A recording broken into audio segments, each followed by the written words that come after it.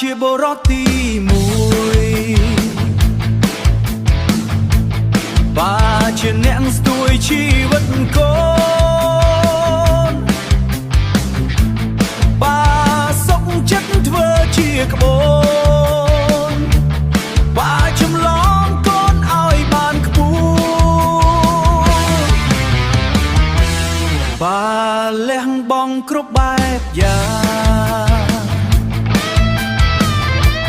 បាហ៊ានអ្នកអាងហ៊ានរងគ្រោះ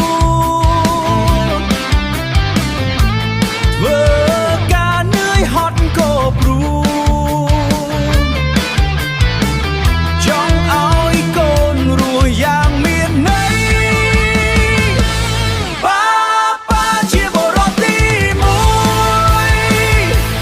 បាជាអ្នកស្ទួយជីវិតកូ